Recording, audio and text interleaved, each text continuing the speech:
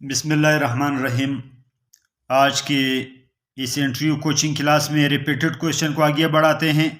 Repeated question के हवाले से आपको बताता चलूं कि ये वो क्वेश्चन हैं जो एक्सपेक्टेड हैं या इनमें से अक्सरियत उन क्वेश्चन की है जो इंटरव्यू में किए गए हैं।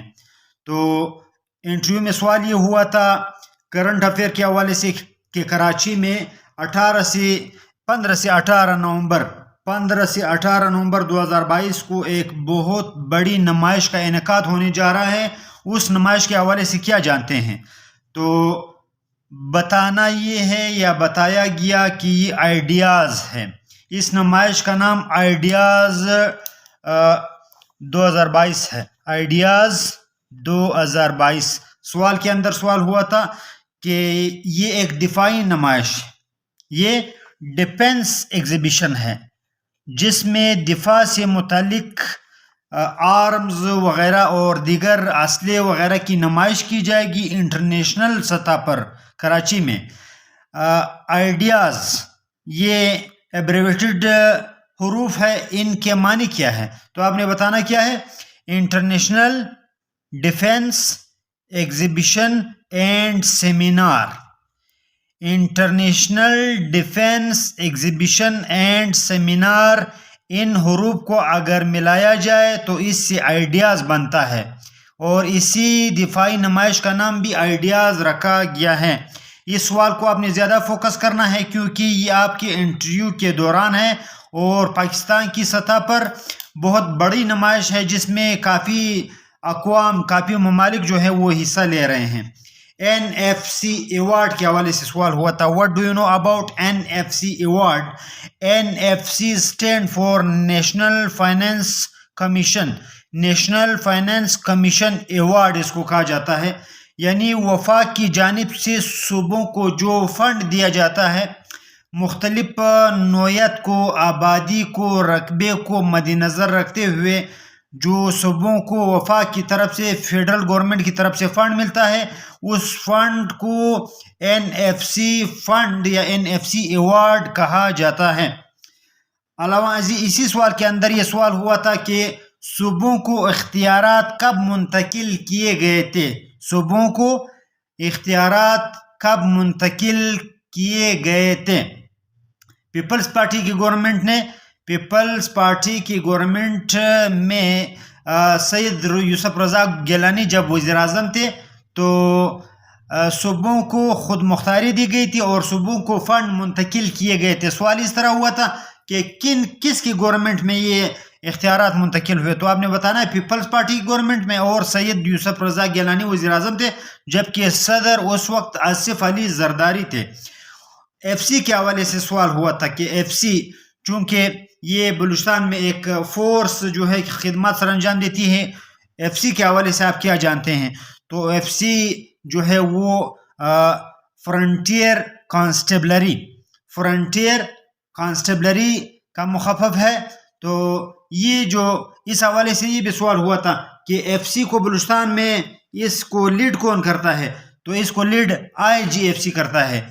इंस्पेक्टर जनरल जो होता है आपके फ्रंटियर इस कॉर्प्स का, ये जो सरहदात पर जो ये अपनी दिफाई पोजीशन में होती हैं और उसके अलावा सूबे के दीगर हिस्सों में, शहरों में भी ये खिदमत सर अंजाम देती है दिफा के हवाले से और मुख्तलिफ खिदमत है इसके। तो इसको FC frontier corps, frontier constabulary, तो ये आपने बताना है। बाज़ जो है कभी कभार स्टूडेंट जो है मुख्तलिफ हवालों से जो है वो कभी कभार एतराज़ कर जाते हैं कि सर आपने ये लफ्ज़ इस तरह कहा। उस दिन अरब लीग के हवाले से मैंने कहा कि इसके 26 जो है वो मेंबर्स है, तो स्टूडेंट ने लिखा था कि इसके 22 हैं, हालांकि उसके 4 जो है वो मुबसर स्टेट हैं। तो इन चीज़ों को आप जो है में एक लफ्ज़ के जो है, उस दिन मैंने बताया था IPL यानी इंडियन प्रीमियर लीग, या इसी तरह PPL, ये पाकिस्तान प्रीमियर लीग के लिए भी इस्तेमाल होता है और PPL पाकिस्तान पेट्रोलियम लिमिटेड के लिए भी इस्तेमाल होता है। तो वो जो सवाल वहाँ पर कमीशन में जो हुआ था वो क्रिकेट के हवाले से था, तो उसमें پاکستان پریمیئر لیگ آنا چاہیے، ناٹ کہ پاکستان پیٹرولیم لمیٹڈ. وہ آپ نے اس کی سیاق و سباق کو دیکھنا ہے، اس کے کنٹیکسٹ کو دیکھنا ہے. تو یہ آپ کو بتاتا چلوں مولد نبی سے کیا مراد ہے. جہاں پر جس مکان میں حضور صلی اللہ علیہ وسلم کی پیدائش ہوئی اس مکان کو مولد النبی کہا جاتا ہے.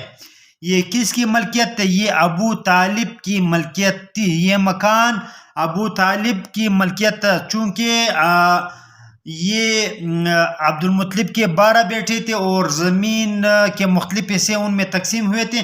تو حضور صلی اللہ علیہ وسلم جہاں پر پیدا ہوئے یہ ابو طالب جو حضور صلی اللہ علیہ وسلم کے والد عبداللہ کے حقیقی بھائی تھے ان کی ملکیت تھا. اس حوالے سے سوال کے اندر سوال ہوا تھا کہ اس وقت سعودی گورنمنٹ نے مولد النبی میں کیا قائم کیا ہے؟ حضور صلی اللہ علیہ وسلم کا گھر اسی طرح باقی رہا ہے؟ نہیں، آپ نے بتانا ہے اس میں ایک بہت بڑی لائبریری قائم کی گئی ہے. اس حوالے سے سوال یہ ہوا تھا کہ اس لائبریری کا کیا نام ہے؟ اس لائبریری کا نام ہے مکتبۃ المکیہ، یعنی آپ اس کو انگریزی میں ٹرانسلیٹ کر سکتے ہیں المکہ لائبریری. المکہ لائبریری. علامہ عزیز سوال یہ ہوا تھا کہ دنیا میں سب سے بڑا ملک اکارڈنگ ٹو لینڈ یعنی خشکی کے حوالے سے سب سے بڑا ملک کون سا ہے؟ تو وہ قازقستان ہے. اس میں آپ میرے ساتھ اختلاف کر سکتے ہو لیکن اس کا جواب یہی ہے. وجہ کیا ہے؟ قازقستان وہ ملک ہے جو بالکل سمندر کو ٹچ نہیں کرتا.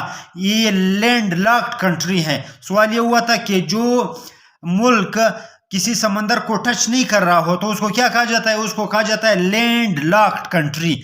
دنیا کا سب سے بڑا خشکی کا جو ٹکڑا ہے اور ایک ملک پر مشتمل ہے وہ آپ کا قازقستان ہے. قازقستان جو USSR یعنی یونائٹڈ سوویت سوشلسٹ ریپبلک کے ٹوٹنے کے بعد علیحدہ ہوا، وہاں پر کوئی سمندر نہیں پایا جاتا، اس لیے دنیا کا سب سے بڑا خشکی کا ٹکڑا ہے جس پر ایک ملک قائم ہے اور اس کو قازقستان کہا جاتا ہے. RCD کے حوالے سے سوال ہوا تھا what do you know about RCD؟ اور RCD stand for regional cooperation for development. یہ ایک تنظیم تھی جو پاکستان، ایران اور ترکی نے اس کو سائن کیا تھا، اس کو بنایا تھا RCD کے نام سے. بعد میں RCD ختم ہوئی اور ایکو بنائی گئی. تو ایکو کے حوالے سے سوال ہوا تھا اکنامک کوآپریشن آرگنائزیشن. اس کا مخفف کیا ہے؟ Economic cooperation organization. ملکہ برطانیہ جو فوت ہوئی الزبتھ سیکنڈ، اس کے تاج کے حوالے سے کہ اس کے تاج میں ایک بہت بڑا ہیرا جو ہے وہ نصب ہے، اس کے بارے میں کہا جاتا ہے کہ یہ ہندوستان سے لے جایا گیا. اس کا نام کیا تھا؟ اس کا نام ہے کوہ نور ہیرا. سوال کے اندر سوال ہوا تھا کہ کوہ نور ہیرا ہیروں کے کس کان سے نکالا گیا تھا؟ یہ گولکنڈا، ہندوستان کا ایک علاقہ ہے گولکنڈا کے کانوں سے نکالا گیا تھا اور یہ دنیا کا سب سے بڑا ہیرا ہے، سب سے دا گریٹسٹ ڈائمنڈ ہے. یہ واقعہ معراج کے حوالے سے سوال ہوا تھا کہ واقعہ معراج کس تاریخ کو ہوا؟ یہ 27 رجب المرجب نبوت کے 10ویں سال ہوا تھا. 27 رجب المرجب نبوت کا 10واں سال تھا. سوال یہ ہوا تھا کہ اس رات حضور صلی اللہ علیہ وسلم کس کے گھر سوئے ہوئے تھے؟ حضور صلی اللہ علیہ وسلم اپنی چچزاد بہن یعنی حضرت علی کرم اللہ وجہہ کی بہن ام ہانی کے گھر سوئے ہوئے تھے. اس موقع پر سوال یہ کیا جاتا ہے کہ کون سے 2 فرشتے نازل ہوئے؟ کون سے 2 فرشتے آ کر حضور صلی اللہ علیہ وسلم کے ہم سفر بنے؟ حضرت جبرائیل علیہ السلام اور حضرت میکائیل علیہ السلام. برصغیر میں برٹش کی آمد کس مقصد کے لیے تھی؟ یہ سوال ہوا. برصغیر میں برٹش یا انگریزوں کی آمد بالکل پیورلی وہ بزنس کے حوالے تھی، تجارتی حوالوں سے تھی. یعنی انہوں نے ایسٹ انڈیا کمپنی کے حوالے سے یہاں پر شہنشاہ جہانگیر سے 1600 میں انہوں نے شہنشاہ جہانگیر سے اجازت طلب کی اور ان کو چند کوٹھیوں کی بزنس کی کوٹھیوں کی اجازت دی گئی. اور یہ اجازت حاصل کرنے والے کون تھے؟ ایک انگریز نومینی، ایک انگریز نمائندے سر تامس رو تھے. تو ان کے برصغیر میں برٹش کی آمد کی مقصد کیا تھا؟ تو وہ تجارتی غرض سے آئے تھے، لیکن بعد میں یہ تجارتی غرض سیاسی غرض میں چینج ہوا اور بالآخر برصغیر پر ان کا قبضہ ہوا۔ قرآن عظیم الشان کی مختصر ترین صورت، اس کا نام سورہ کوثر ہے۔ سورہ الکوثر کے حوالے سے سوال کے اندر سوال ہوا تھا، الکوثر سے کیا مراد ہے؟ الکوثر سے مراد ہے خیر کثیر، یعنی اللہ تعالیٰ فرماتے ہیں کہ یہ رسول اللہ صلی اللہ علیہ وسلم کو ہم نے خیر کثیر عطا کیا۔ مسجد زرار کے حوالے سے سوال کیا گیا تھا کہ مسجد زرار مدینہ میں کنہوں نے قائم کی؟ یہ ہائپوکریٹس نے قائم کی۔ کنہوں نے قائم کی؟ ہائپوکریٹس، یہ ہائپوکریٹس نے قائم کی یا منافقین نے قائم کی۔ مسجد زرار کا ذکر قرآن مجید میں موجود ہے، بالکل مسجد زرار کا ذکر قرآن عظیم الشان میں موجود ہے۔ کیوں گرائی گئی تھی؟ کیونکہ یہ نفاق پر قائم تھی، اس لیے حضور صلی اللہ علیہ وسلم نے غزوہ تبوک سے واپسی پر اس مسجد کو گرا دیا تھا۔ غزوہ تبوک سے واپسی پر حضور صلی اللہ علیہ وسلم نے مسجد زرار کے گرانے کا حکم دیا تھا۔ بلوچستان کے پہلے وزیر اعلیٰ کے حوالے سے سوال ہوا تھا، پہلا وزیر اعلیٰ کون تھا؟ 1970 1 جولائی 1970 کو بلوچستان صوبہ بنا اور باقاعدہ انتخابات ہوئے۔